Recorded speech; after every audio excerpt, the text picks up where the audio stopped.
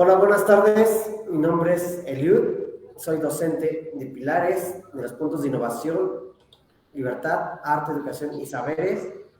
Tengo el placer de darles la bienvenida a esta charla, conversatorio, cuyo objetivo pues va a ser informar, compartir y pues hacer comunidad.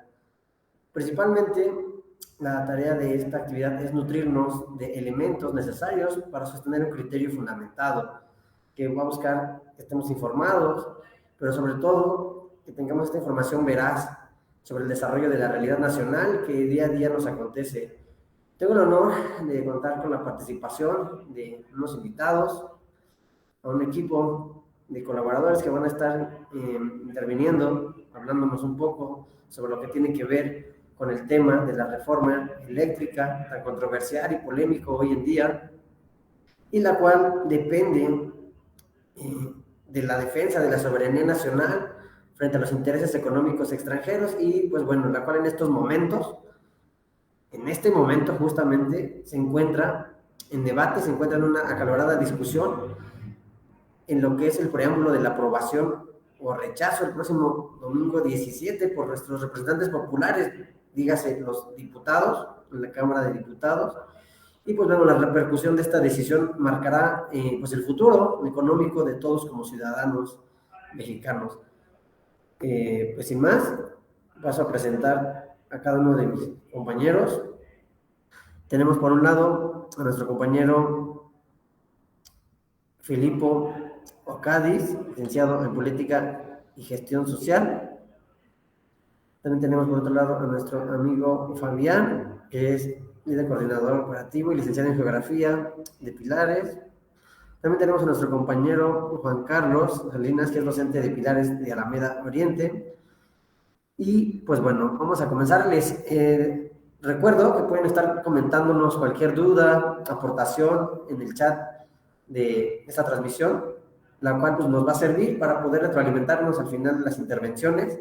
También aprovecho para solicitarles de la manera más atenta si nos pueden compartir en sus folios, en caso de que sean ya usuarios Pilares, y de lo contrario nos ayuden a llenar un formulario que les vamos a poner en el chat. Bueno, pues vamos a comenzar con nuestra primera intervención a cargo de nuestro compañero Fabián, que por título su ponencia se llama Neoliberalismo y privatización del sistema energético. Pues adelante, compañero Fabián, doy el micrófono. Gracias compañeras, compañeros. Voy a compartir una presentación. Me dicen si se ve, por favor. ¿Se ve ahí? Sí. ¿Sí se ve? Ok. Gracias. Bueno, mi nombre es Fabián.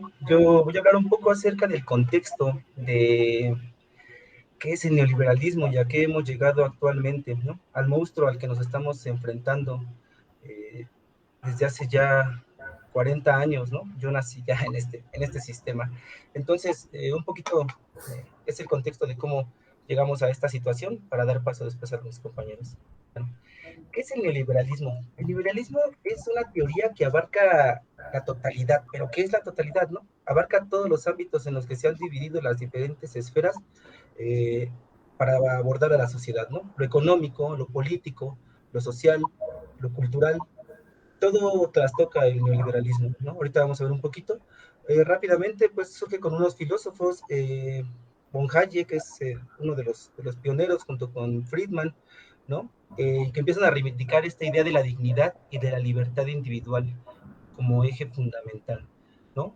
De aquí podríamos sacar como conclusión, pues que la derecha también teoriza y también elabora diferentes ideologías que también tenemos que combatir, ¿no? Justo la academia también es un campo de lucha en la cual tenemos que estar debatiendo diferentes ideas, en este caso, pues fueron esos teóricos neoliberales los que dieron este sustento teórico, ¿no?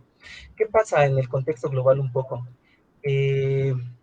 Vámonos a 1960, 70, recuerden, aquí en México estaba la política de sustitución de importaciones, no solamente aquí en México, ¿no? En otros países también, el milagro mexicano, esto que se le llamó el liberalismo embriado o el keynesianismo.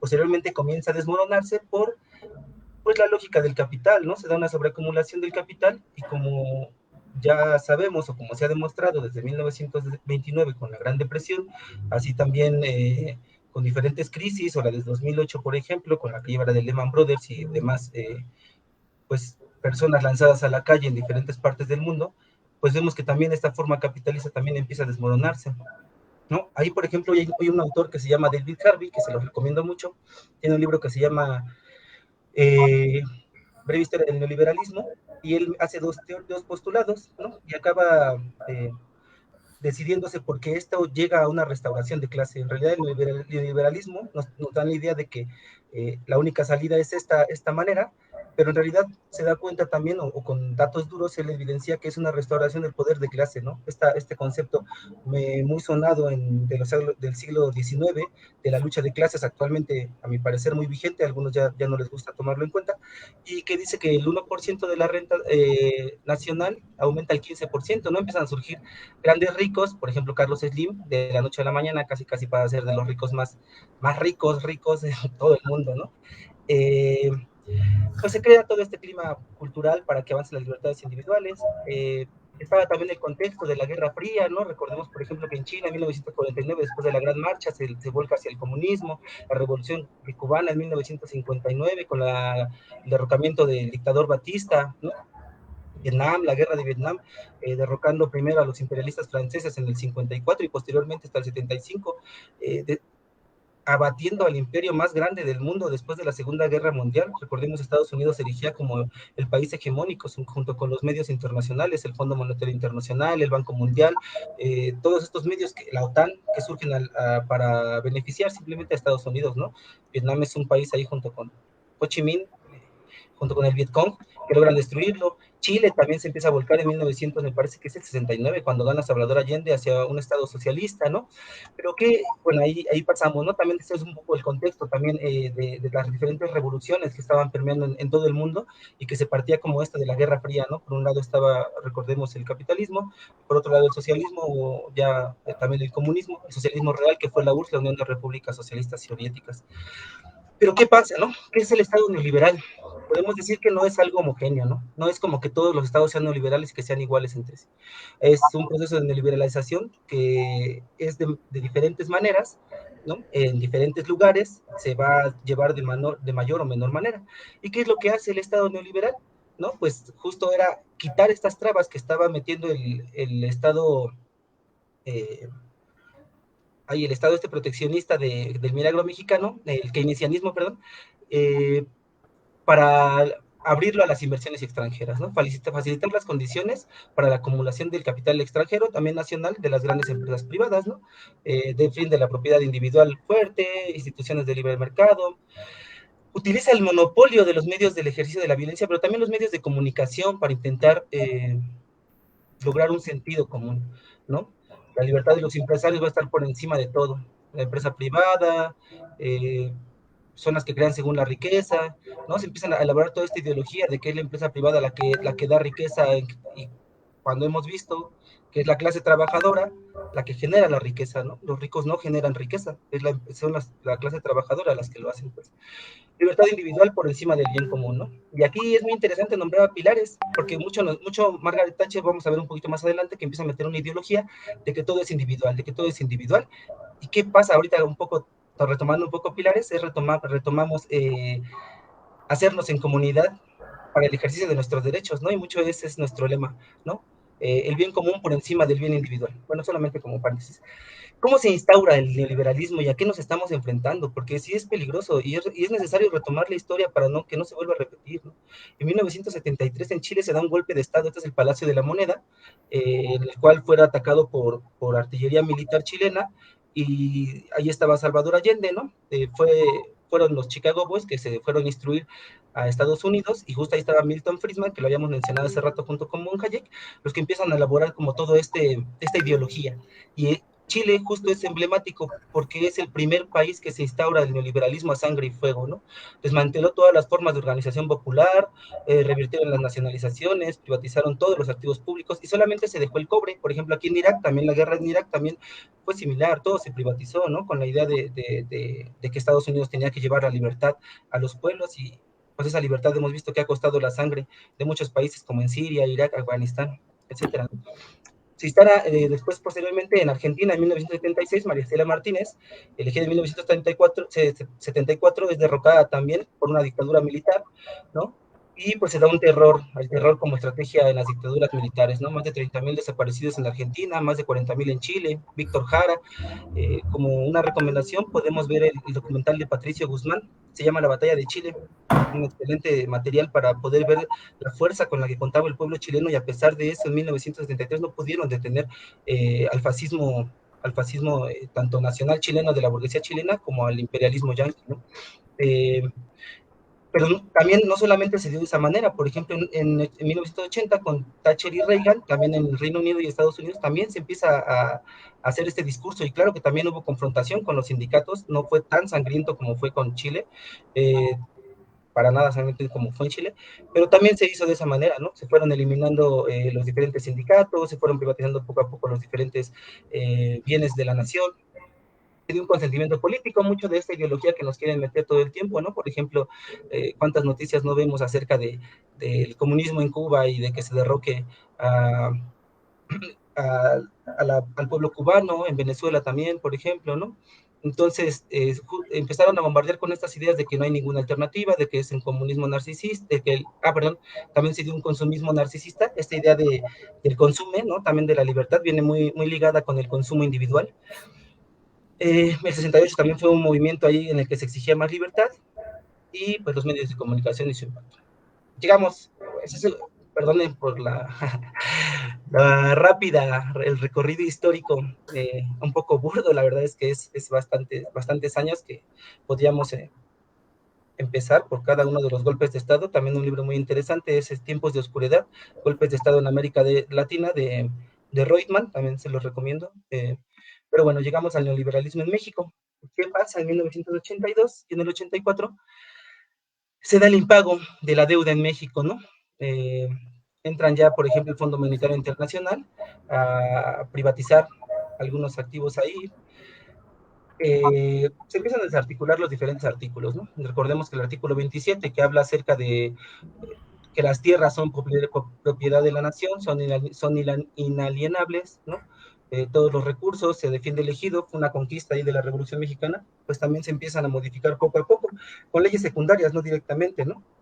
Se le cambia este estado se le cambia el estado a las empresas, de no ser bienes estratégicos, se les va cambiando poquito a poquito el nombre, y poco a poco se empieza a privatizar todo en México, ¿no? Miren, por ejemplo, aquí del 82 al 88, 155 empresas se ven vendidas al sector privado. Se privatizó todo, industria siderúrgica, azucarera, teléfonos, bancos, fertilizantes, ferrocarriles, aeropuertos, ¿no? eh, líneas aéreas. Este, por ejemplo, es un mapa del extractivismo minero en México, ¿no? Con la modificación del artículo 27 y con este argumento de la utilidad pública, se da la posibilidad de que los diferentes bienes puedan ser eh, privatizados con esta palabrita de utilidad pública, ¿no? Porque en teoría va a ser beneficioso para la nación. Y veamos, por ejemplo, cómo todo está privatizado. Acá, por ejemplo, esto lo hizo un colectivo que se llama Geocomunes, que es un colectivo cartográfico que hace cartografía popular. También si pueden ver su trabajo, muy interesante también y muy reivindicativo hacia la lucha local. Y en el 2015, por ejemplo, podemos ver que todo lo que se privatiza, digo, todo lo que se exporta, y en cuánto se venden las hectáreas, ¿no? En precios irrisorios. En el periodo de Felipe Calderón es cuando más se vendió o se privatizó la mitad del territorio mexicano por las diferentes concesiones. En el 2009, por ejemplo, el presidente Felipe Calderón dejó sin trabajo a más de 44.000 trabajadores. Y aquí, por ejemplo, en esta tablita podemos ver ya en concreto a la industria eléctrica, cómo desde el 2002 la CFE producía 36.000, ¿no?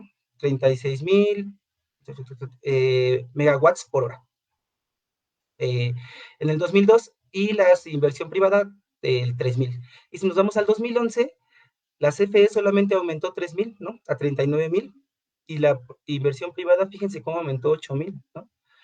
Si nos vamos también en terawatts, vamos a ver, por ejemplo, que la CFE tiene 177.000 en el 2002 y baja a 170.000 en cuanto a producción. Y la inversión privada, por ejemplo, tiene 21.000 y en el 2011 sube 4 veces, ¿no? Entonces ya se empieza a hacer poco a poco una privatización hasta el 2013, que fue el Pacto por México, 2012, que fue el Pacto, bueno, entra Peña Nieto, 2013 empieza a meter el Pacto por México, la neoliberalización también del trabajo con las reformas estructurales y el ataque a la educación pública, al trabajo, y se cambia, eh, la CFE se divide en 6 mini empresas, ¿no? Y aquí es lo que comenta mucho Andrés Manuel acerca de los contratos leoninos, ¿no? Los particulares no pagan la transmisión de la energía. Por ejemplo, la CFE tiene que comprar primero toda la energía para después ellos poder ingresar la energía que se produce en la CFE. O sea, la CFE no puede mover la energía sin antes haber comprado lo que producen los privados, ¿no? Entonces, fíjense, también la CFE había encontrado lugares propicios para impulsar la energía, y la Comisión Reguladora de Energía le da todos estos beneficios a las empresas privadas, por ejemplo, en el caso de Cuchitán y los proyectos eólicos, ¿no? Que también ha habido mucha resistencia. Del 2013 para acá, esta reforma nos ha costado 470 mil millones de pesos en subsidio a extranjeros. En el 2018 la CFE generaba 54% de electricidad y los privados son 46%. Actualmente la CFE produce el 38%, y los privados ya el 62%. Un poco, como ese es como el contexto general, creo que ya hasta me pasé, no sé, déjenme regresar por aquí para que les vea sus caras.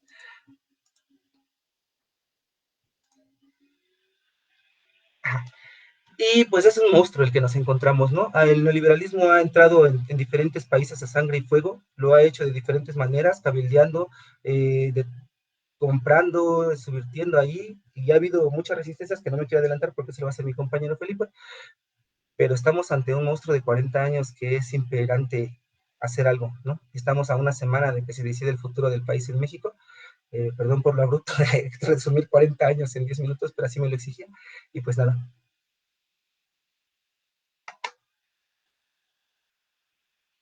No se te escucha, Emilio.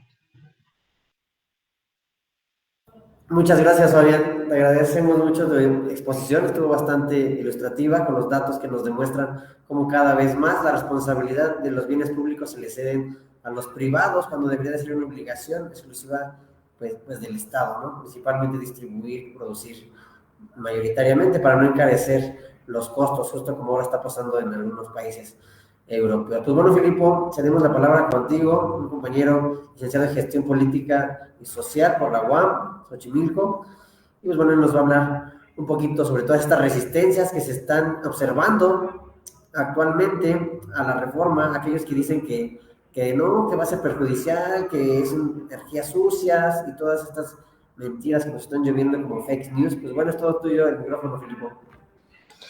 Gracias, gracias. Pues bueno, antes de entrar completamente al tema que serían las resistencias, déjenme platicarles cómo es que estamos donde estamos, no desde el lado de que me antecedió lo platicó, sino en el momento actual en el que estamos viviendo en el mundo, porque eso va a explicar mucho cuáles son las resistencias que hay sobre, en este caso, por ejemplo, la reforma eléctrica que propone el presidente Andrés Manuel López Obrador. Bueno, estamos en un contexto de guerra en el mundo, estamos en un contexto donde, por supuesto, la fachada es la guerra que está sucediendo en Ucrania, donde la invasión rusa, bueno, pues no tenía parece ser, pues no podemos decir si tenía toda la razón o no, pero bueno, ellos también ya sabían qué era lo que iba a pasar. En este momento, ¿quiénes realmente son los que se están peleando y cómo se están peleando? Bueno, pues no se están peleando los rusos contra Estados Unidos y la OTAN o los rusos contra Ucrania. En realidad se está peleando Estados Unidos, la OTAN entera y algunos países aliados de Estados Unidos contra Rusia y China porque tienen un control bastante importante del mercado. Y bueno, pues ese mercado, por supuesto, se agrandó cuando la India toma posición de acuerdo también a la a la ex Unión Soviética, Rusia en este caso. Entonces, bueno, pues obviamente entre los tres países, pues prácticamente tienen la mitad de la población mundial, no es tanto, pero sí por lo menos llegan a los 3.500 millones de habitantes, prácticamente la mitad del mundo entre esos tres países. Está, bueno, pues este mercado se está peleando. ¿Cuál es el gran problema de Estados Unidos y sus aliados? Pues justamente, ¿quiénes están peleando? Estos son los globalistas, estos son los neoliberales, estos son los que permitieron que sus empresas dejaran de producir empleos en sus países de origen. Solamente ciertos empleos mucho más calificados fueron los que se quedaron en los países de origen de las grandes empresas, pero las productoras de grandes materias, de materiales, digamos, los tenis, las televisiones, en fin, todos los teléfonos, la ropa, etcétera, etcétera, etcétera, todos los bienes de consumo. Alguien los tiene que armar y alguien los tiene que hacer, y bueno, pues el neoliberalismo lo que permitió es que las empresas que producen estos bienes se fueran a otros países para pagar menos por las manufacturas de esto. ¿Qué pasó? Que bueno, pues por supuesto en 2008 entra en crisis este modelo neoliberal porque realmente no hay forma de sostener el dinero que están haciendo. Ese es el verdadero trasfondo de la crisis del 2008. El dólar está afincado en la esperanza, en dominar al mundo.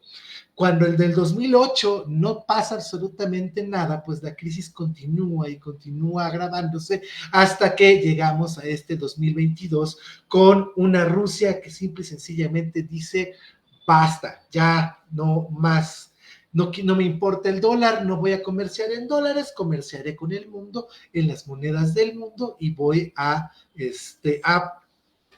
darle al rublo confianza. ¿Qué quiere decir? Si el dólar americano está basado en absolutamente la total confianza de los consumidores, por eso llegan grandes remesas desde Estados Unidos, no nada más a México, sino prácticamente a cualquier país del mundo, salen y salen y salen cantidades exorbitantes de dinero. ¿Con qué se respalda ese dinero? Con la confianza y tenernos a todos maniatados. ¿Maniatados cómo? Debiendo hasta la camisa. Todos los países del mundo, excepción los de primer mundo, supuestamente, no tienen deudas con los fondos monetarios internacionales, pero Estados Unidos sí tiene una enorme deuda, la cual traslada a los demás países vía estas remesas. Bueno, pues esto es lo que está pasando. No tienen ya cómo fortalecer su moneda, Estados Unidos, ante este anuncio de Rusia.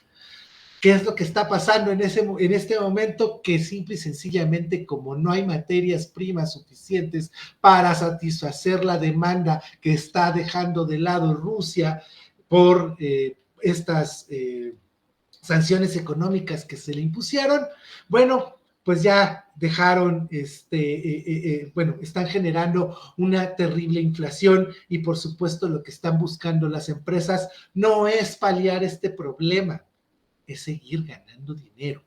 Las empresas, todas, como lo expliqué hace un momento, se dedican a ganar dinero. Única y exclusivamente se dedican a eso. No son hermanitas de la caridad. ¿Cuántos de ustedes han tenido problemas con su internet? Supongo que todos. ¿Cuántos de ustedes les han hecho un descuento porque se quedaron sin internet durante horas y horas? Pues nunca. ¿No? Las empresas se dedican a ganar dinero, no a ser hermanitas de la caridad.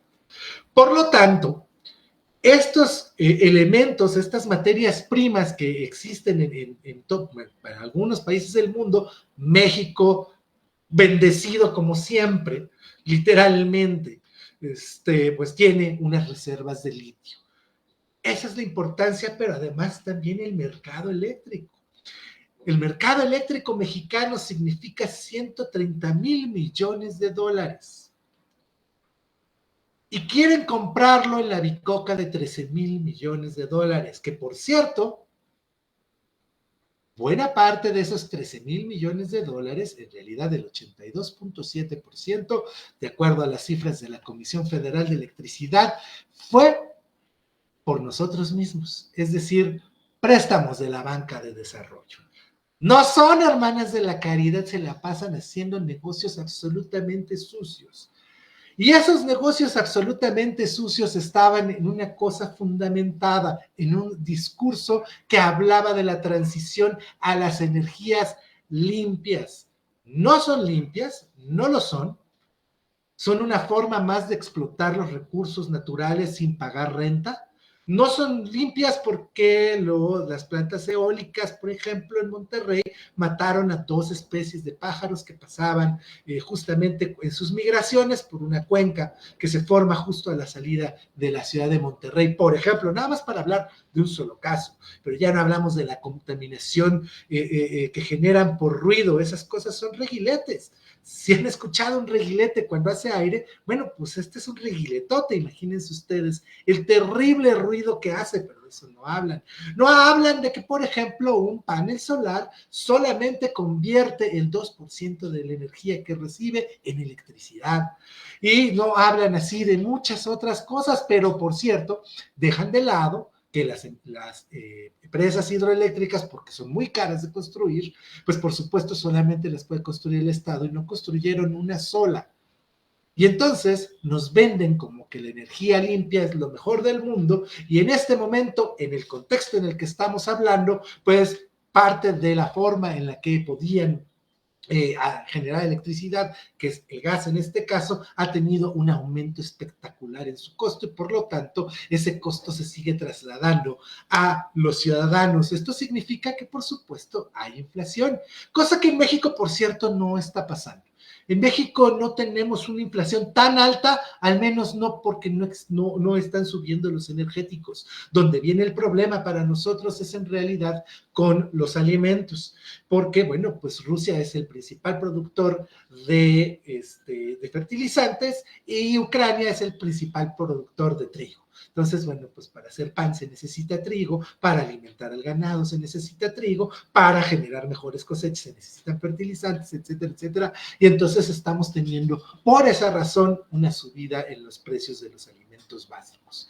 Y esto va a seguir pasando mientras esta guerra continúe, esta guerra comercial, donde los unos lo que quieren es el control del dinero, simple. Los más ricos del mundo en esta pandemia, en estos 2 años de pandemia, duplicaron sus riquezas, por lo tanto nos están expoliando, es tan simple como eso, nos están quitando nuestro dinero a raudales, y bueno, pues el problema es con los otros. ¿Recuerdan que alguno de los discursos de Trump era traer el trabajo aquí? ¿O que se quede el trabajo aquí? Bueno, pues por eso lo quitaron, sí. Era un loco, por supuesto, y se le iba la lengua a cada rato, pero era un nacionalista. Hoy, por fortuna, vivimos en uno de los pocos países libres que quedan en este mundo, donde vamos a pasar la menos peor, porque no podríamos decir que vamos a pasar bien esta crisis que se está asentando, y justamente hay una batalla entre el keynesianismo que hablaban hace un ratito y el globalismo con la teoría neoliberal económica. Está haciendo agua por todos lados, por supuesto. ¿Quién va a ganar la guerra? Obviamente, como en cualquier otra guerra, no podemos saberlo. Lo que es cierto es que lo que quieren ellos es que los nuevos materiales para almacenar al menos un poco de energía, que de eso se trata justamente el litio, y de mejorar la capacidad de precisamente de guardar energía de este material, bueno, pues eso es lo que va a influir justamente en el futuro. Por eso hay tantas resistencias para que se apruebe una reforma eléctrica en este país. Por eso están comprando tantos diputados como pueden, por eso están haciendo todo lo que pueden, pero en este contexto internacional nosotros también estamos peleando una guerra, y es una guerra contra, pues supuestamente, quienes se dicen mexicanos, pero pues al final de cuentas de mexicanos tienen lo que uno de bueno, pues no sé, de crítico de cine o de algo que se les ocurra. Eso es lo que está pasando en este momento en el mundo, pero eso también está contribuyendo al fenómeno que estamos viendo en este momento en México, que sería una especie de polarización. No es una polarización real, en realidad es una cuestión muy a la gringa. Si no haces lo que yo te digo, estás en contra mía. Y entonces, eso es lo que en realidad nos está pasando. Eso es en realidad lo que estamos viendo en el mundo y precisamente en el Congreso de la Unión en estos momentos, una verdadera batalla entre quienes creen que no hay que regular al mercado, que el mercado se regula a sí mismo. Yo no sé en qué clase de planeta viven, porque en el nuestro definitivamente definitivamente no. En 2014 aprobaron una reforma energética con la que nos prometieron que iban a bajar los energéticos, que iban a bajar el precio de los energéticos y que íbamos a ser prácticamente un país de primer mundo como siempre nos han prometido. Y como siempre nos mintieron. Nunca vino la jauja de la que nos hablaron. Nunca pasó absolutamente nada. Ellos están y siguen nadando en la abundancia mientras millones y millones y millones de personas siguen cayendo en la pobreza. Por eso hay tantas resistencias. Hay quienes solamente les interesa el dinero y hay a quienes nos interesa la patria. Excelente, Filipo, muchas gracias. Me parece que nos aportas elementos bastante importantes para poder entender cómo es que cierta gente que se dicen representantes del pueblo se oponen a que los mexicanos aprovechemos nuestros recursos para poder explotarlos y poder salir adelante como pueblo, como nación. Creo que, exacto, no hacen honor al pasado 18 de marzo que celebramos la expropiación petrolera que hizo con muchos pantalones el general Lázaro Cárdenas. Creo que los ahora legisladores tendrían que tener ese nacionalismo, ese poder de capacidad para tomar las mejores decisiones en el desarrollo nacional. Y pues bueno, para tener comentarios al respecto de esta soberanía nacional, que es tan importante defenderla, y que es justo lo que están haciendo los legisladores de la 4T, que están defendiendo justamente los intereses nacionales frente a los intereses extranjeros, pues le cedemos la palabra a nuestro compañero Juan Carlos Salinas, docente de Pilares Alameda Oriente. Todo tuyo los micrófonos, Juan. Gracias, Elud. Gracias, Fabián. Gracias, Filipo. A ti, Elud, por convocar a esta charla de barrio. Y pues yo quiero partir de algo, ¿no? Del hecho de que yo soy un ignorante, pero me gusta conocer. Entonces, esa es mi condición. Y quiero invitarlos a que observemos la realidad. Es decir, ¿por qué estamos discutiendo hoy sobre la reforma energética? Yo titulé esta charla como soberanía energética y me voy a ir a lo energético, que es ahí donde soy ignorante, sobre todo, en general en varias cosas, pero aquí un poco más.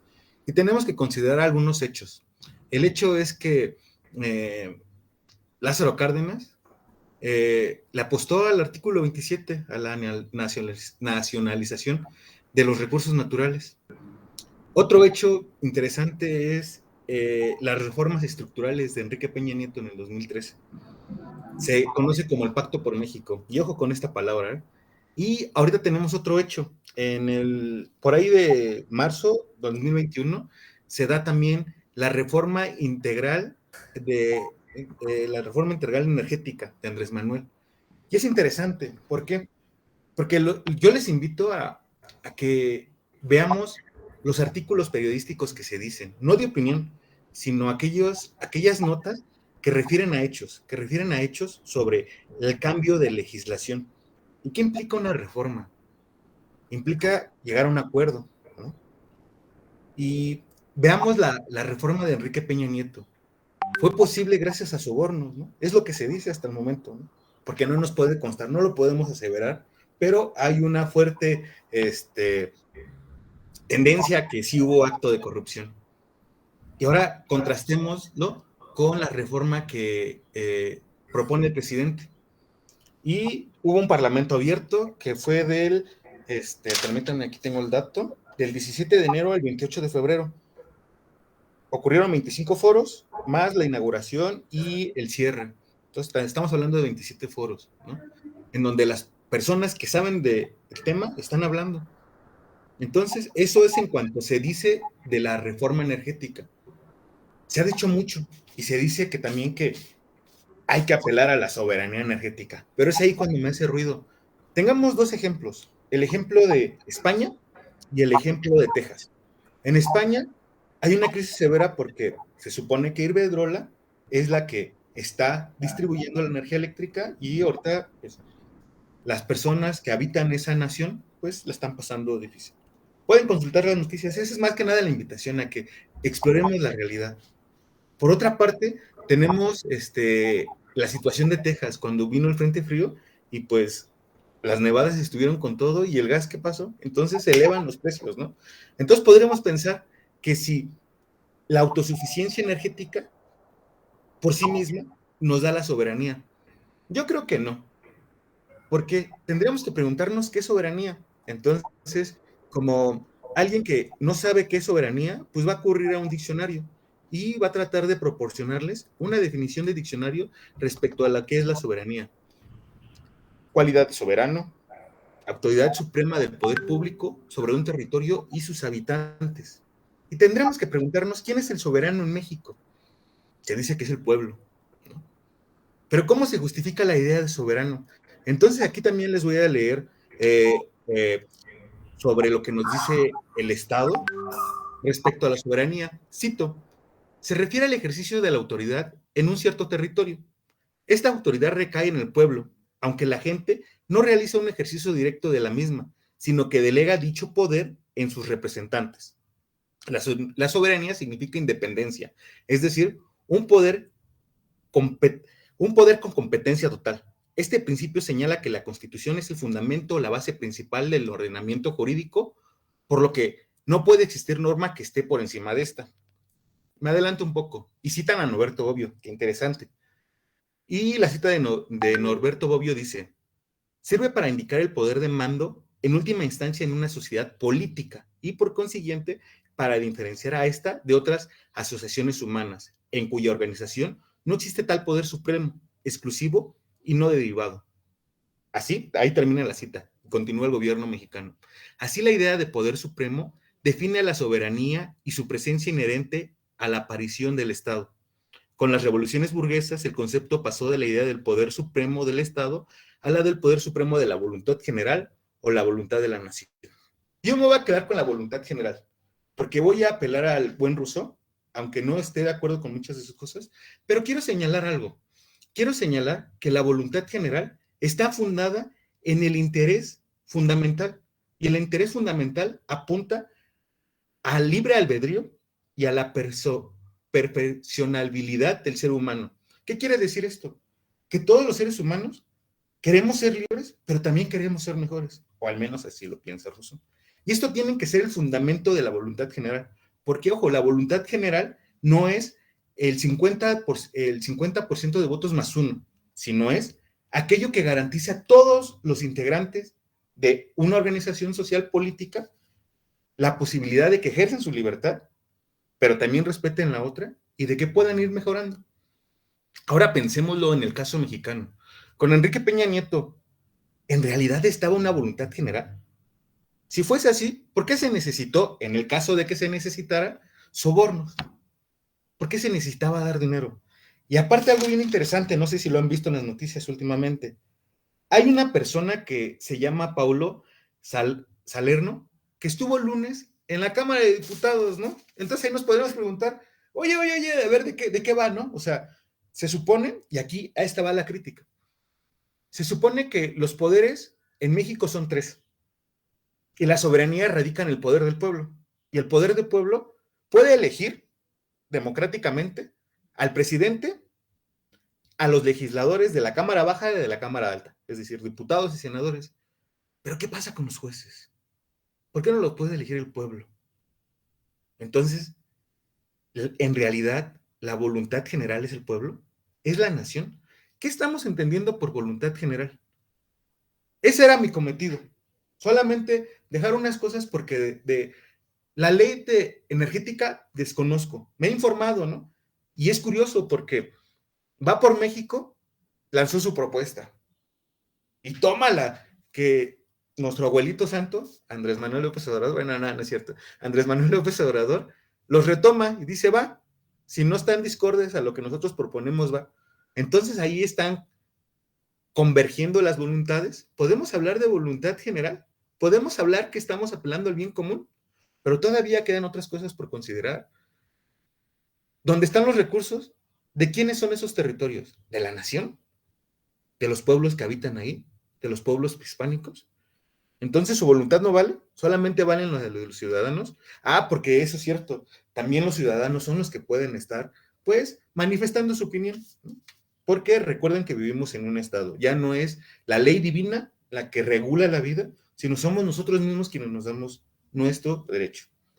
Y por eso la soberanía radica en el pueblo. Y yo les pregunto, ¿será cierto que radica en el pueblo? Y pues bueno, nada más quería hacerles esa invitación. Por eso les decía que no sé nada.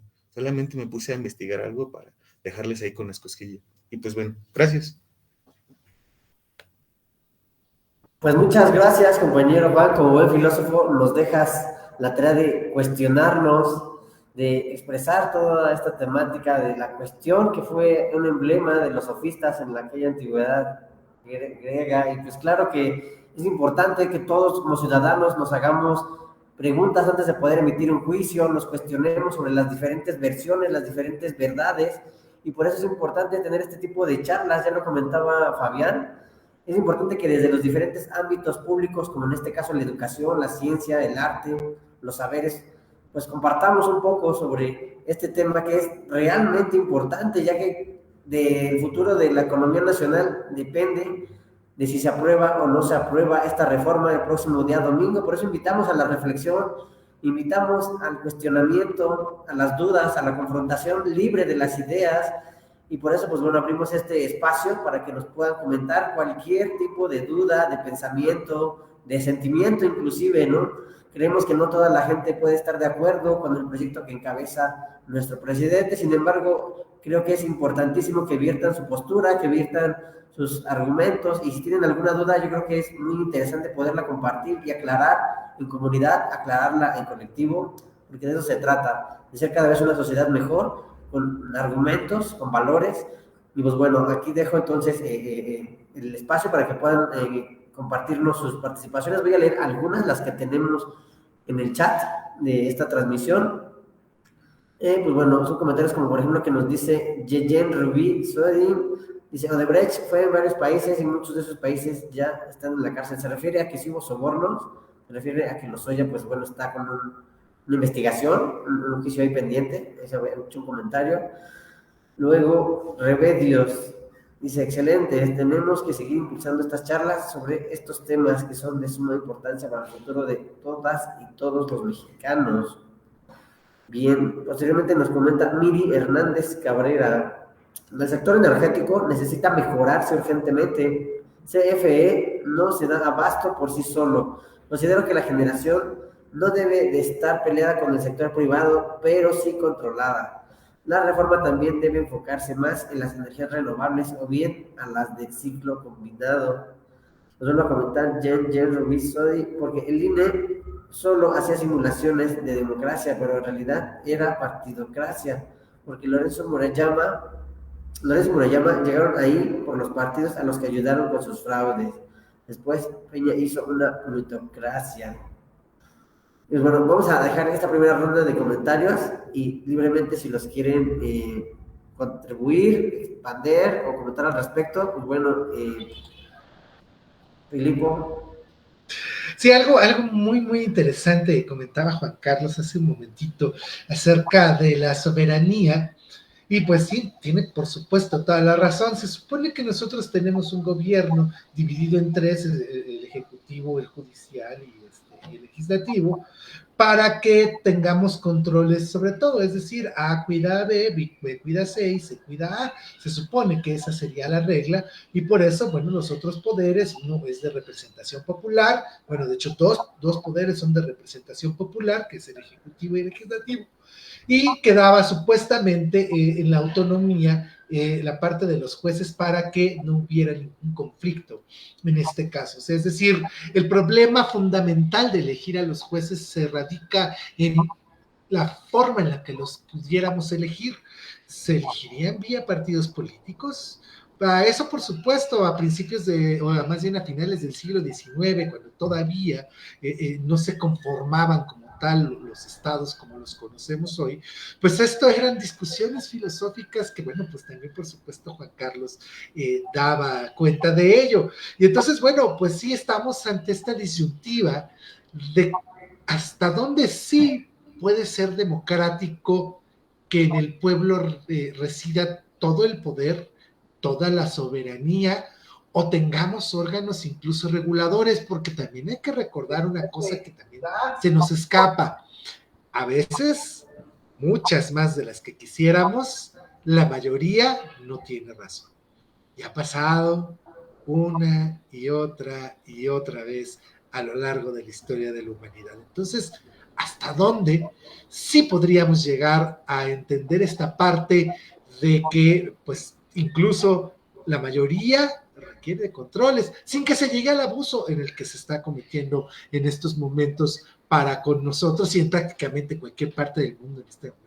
Los derechos humanos valen un cacahuate, también por lo que decía, perdóname, se me olvidó tu nombre, Vladi, te pones Vladi, perdóname, Fabián, perdóname, lo que comentó Fabián, pues también tenía que ver con esta parte de quién tiene realmente la sartén por el mango, ¿no? De dónde viene, de dónde además también, por cierto, la teoría que estaba platicando Fabián, pues nos quitó incluso esa parte, ¿no? Incluso la separación de los poderes también dejó de tener sentido en vía de lo individual.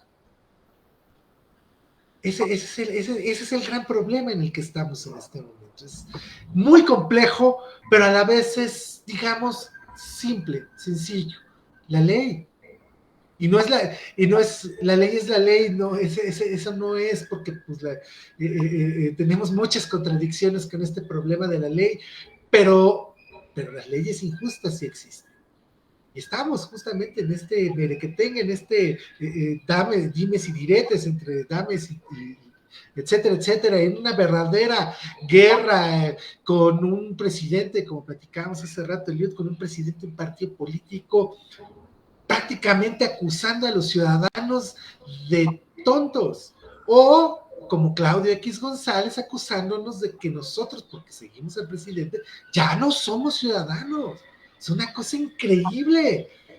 Eso es lo que está en juego, justamente, y este es el problema que viene atrás de la reforma eléctrica, y que bueno, pues obviamente, como decía Juan Carlos, pues, es una lucha entre poderes. Perfecto, Filipo, gracias. Ustedes, compañeros, Fabián, Juan Carlos, ¿quieren comentar al respecto de las primeras intervenciones de esta primera ronda? Yo sí quiero agregar algo, si me lo permiten. Me parece que justamente podemos tal vez apreciar en este momento un ejercicio auténtico de soberanía, porque los tres poderes están discutiendo sobre la reforma energética. Es decir, primero Andrés Manuel mandó la iniciativa, la Cámara Alta y la Cámara Baja hicieron lo propio, y hubo controversia. Y apenas la semana pasada, el jueves pasado, la Corte resolvió que no había inconstitucionalidad, sin embargo no dejaba pues la puerta abierta a esta reforma y sigue hablando, ¿no? Entonces me parece que estamos en un momento en donde tal vez podamos participar directamente en la política mexicana. ¿Cómo se logra esto? Pues informándonos, conociendo, no dejándonos engañar, porque los medios de comunicación también están haciendo lo propio. Hay dos narrativas ocurriendo en este mismo momento. Los que buscan la privatización y los que buscan, no sé qué buscan, porque también es interesante analizar los discursos. Entonces esa era la invitación, a atrevernos a formar parte de esta realidad y tomar decisiones. Gracias. Muchas gracias, Juan. Sí. Por favor. Sí, bueno, habría que, o sea, yo no creo que porque estén discutiendo ahorita los tres poderes haya soberanía, ¿no? Hay que tomar en cuenta, por ejemplo, que cuando se había propuesto la ley, un solo juez, no sé se llamaba Tomás Fierro, bueno, se apellida Fierro, ¿no? O sea, dijo que era inconstitucional, ¿no? Una sola persona dijo que era inconstitucional y por eso tuvo que pasarse entonces una ley para que se reformara la Constitución, ¿no? ¿Y quién eligió a esa persona? O sea, en realidad también tendríamos que cuestionarnos quiénes eligen o cómo se eligen a esas personas y el problema de la democracia representativa, ¿no? O sea, en realidad a los jueces, ¿quiénes los eligen? ¿No? Entonces, de repente, estaba escuchando ahí unos conversatorios para esta plática y justo dicen, nunca existieron, siempre se violó la Constitución desde 1992. O sea, en 1992 se da como esas pequeñas aperturas, ¿no? A que se empiece a no ser estratégico, por ejemplo, la regulación de la energía o otras como palabras ahí muy técnicas que se utilizan para empezar a privatizar. Pero al final nunca salieron a decir... Es el 82, compañero, el 82, no el 92. ¿En el 92? No, 82. Ah, pero en el 92 el artículo 27. En el Ah, bueno, 82, pero en el 82 ya comienzan las primeras leyes de... privatizaciones. Sí, sí, sí, sí. Gracias, Filipo. Pero bueno, la cosa es como comentar justo estos tres poderes y quién elige a esos jueces, ¿no? También tendríamos que irnos a esa crítica y cómo una persona entre pues los millones de mexicanos, que al menos 30 millones que eligieron a Andrés Manuel, pues tienen que acatar la orden de un solo juez y este juez empieza a soltar un buen de amparos para que no se lleve. Entonces ahora nos vemos en la necesidad, se vio en la necesidad de impulsar una reforma a la Constitución, que si no, que ya pasó por otra, o que pasó este domingo, pero que si no pasa, pues justo Andrés Manuel salió a decir que va a ser una reforma con el litio, ¿no? Que esta sí pasaría directamente. Eh, entonces también ahí tendríamos que criticarnos un poco el papel del Poder Judicial y al servicio de a quienes están, ¿no? Estos jueces. Muy bien, Fabián. Muchas gracias. Vamos a comenzar con los últimos comentarios, a ver si nos podemos generar nuevas ideas, ya que nos hacen una cuestión. Remedios BM dice, ¿qué piensan de los cabilderos? Se refiere al personaje italiano que comentaba Juan Carlos, Pablo, que en recientes días pues fue fotografiado, fue grabado al lado de la bancada de los panistas.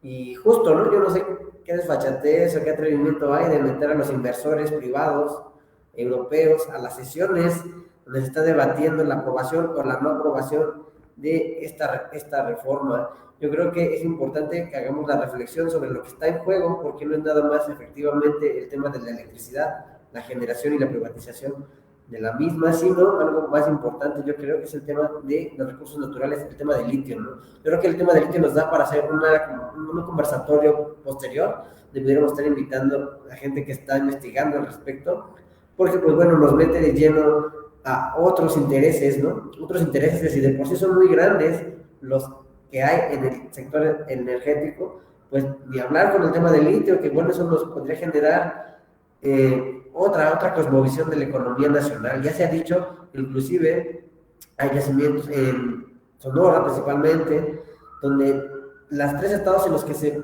puede obtener el litio se encuentran en la forma más fácil de poderlo extraer. Inclusive se habla de que en porciones similares o superiores a las que tiene el propio Bolivia, que se supone que es el estado nacional con las mayores reservas a nivel continental sobre este recurso que se ocupa mucho para las inversiones de las baterías. Sabemos como todos que el futuro está en las cuestiones eléctricas, por eso Elon Musk está tan preocupado por estas inversiones. Y pues bueno, yo creo que pudiéramos contestar a la compañera sobre este comentario que nos hace, sobre qué opinan sobre las asistencias de estas personas a la Cámara de Diputados, y comenta también Jem Rubí, ya mejor que manden a sus jefes directos a ocupar los curules, son unos cínicos descarados los de las empresas privadas.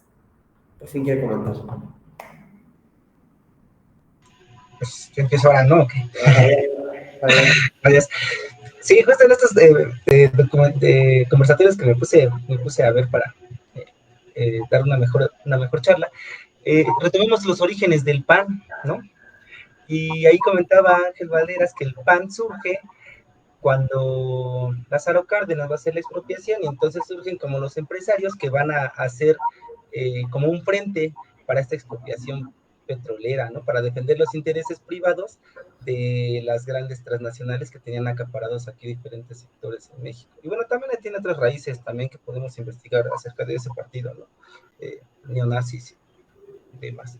Entonces, pues tendríamos que ver también ese origen y cómo siguen fungiendo para esas grandes empresas, ¿no? Que no han cambiado y que al parecer no van a cambiar, ¿no? O sea, su postura ni siquiera es de diálogo y todos sus argumentos pues rápidamente se caen. También tendríamos que ver cómo citaron a los jefes de Iberdrola y demás a que fueran a comparecer, a que fueran a dar una discusión abierta, ¿no? De cuáles eran los beneficios de las empresas privadas, y no fueron al Senado, ninguno se atrevió a ir, ¿no? A debatir abiertamente cuál es el beneficio según que ellos dicen que tienen los privados. Entonces, pues, así como ha pasado muchos años, el cabildeo y la compra de votos y el cómo jalarse gente para que se defienda, pues está haciendo en esta lucha, ¿no? Ahorita en el Senado, y pues un ejemplo descarado es el de este italiano, que es de la empresa, una de las 3 empresas que es Iberdrola, y no me acuerdo de en cuál funge este Gandallín, y ya. Bueno, a mí nada más me gustaría agregar que justamente es interesante cómo es que se toman decisiones. Si bien se dice que la voluntad general reside en el pueblo, tendremos que verlo con pinzas, porque no es como que el pueblo que vaya a la Cámara de Diputados y decida, más bien tenemos una democracia representativa, ¿no? Entonces, ¿qué intereses están representando? Y eso sería lo fundamental. Ver si no es malo que se defiendan los intereses, pero más bien esos intereses van a beneficiar a los habitantes de la nación o no. Tendría que ser la pregunta. Yo lo considero así. Yeah. Yo equipararía lo que acabas de decir, Juan Carlos, con lo que está pasando justamente entre Loret de Mola y el presidente. ¿Por qué? Porque los intereses eran los que le pagaban millones y millones a Loret para decirnos lo que ellos querían que escucháramos, ¿no? Ese es el problema. Eso es lo que está de fondo. No si gana o no gana dinero por trabajar. El problema era que tenía un micrófono delante. Y él podía manipular, lo puede hacer, la televisión lo hace, manipular a la opinión pública, claro que se puede hacer. Por supuesto que hoy lo estamos viendo en Twitter, en Facebook, en YouTube, nos quitaron el otro lado, bueno, por fortuna estamos en México y no nos los alcanzaron a quitar, podemos seguir viendo Sputnik y RT, pero en el resto del mundo no existe la parte donde habla Rusia. ¿Nos pueden manipular? Claro que sí.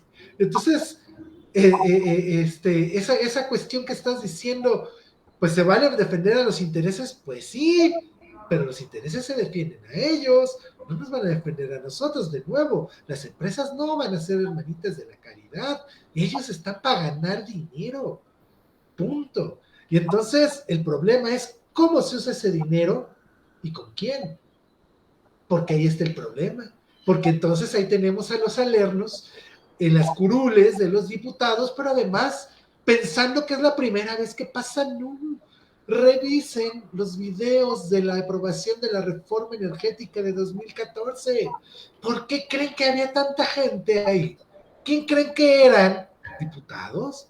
Pues no, vean cómo están las sesiones cuando nada más hay diputados. No hay nadie en los pasillos, estaban atascados los pasillos, pues estaban viendo sus inversiones votar a favor de la reforma energética. Así de simple. Y entonces, no, ha pasado constantemente que los cabilderos hagan lo que se les antoja. Los hicieron legales. Y de nuevo, la pregunta de Juan Carlos, ¿dónde se reside realmente la soberanía? Si nosotros no podemos entrar a la Cámara de Diputados, no podemos cabildear, ellos se registran y ya entran a cabildear, y nosotros, por ejemplo, bueno, pues a mí me toca el caso más excepcional de todos. Mi diputado es Cuadri. Ya se imaginarán cómo está este rollo, ¿no? Y lo confronté en la Cámara y le dije, no puedes votar en contra, tienes que votar a favor. Pero no entienden lo que es la democracia representativa. Tú tienes algunas ideas, pero tú eres representante, no eres la voz del pueblo. Y ese es un problema que también heredamos del neoliberalismo, de esta cultura de creer en el individualismo antes que en la sociedad, antes que en el otro. Ya lo hablaba Fabián desde un principio.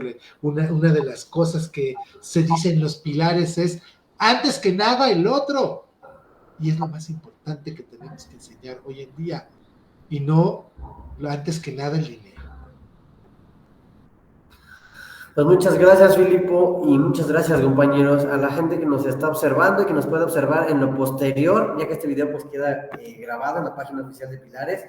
Les recordamos que Pilares, los puntos de innovación, libertad, arte, educación y saberes, pues están abiertos en estos días de Semana Santa, se mantienen con una postura de recibir a toda la gente que guste ocupar las instalaciones, ya sea para el internet, ya sea para alguna actividad de las que desarrollamos aquí.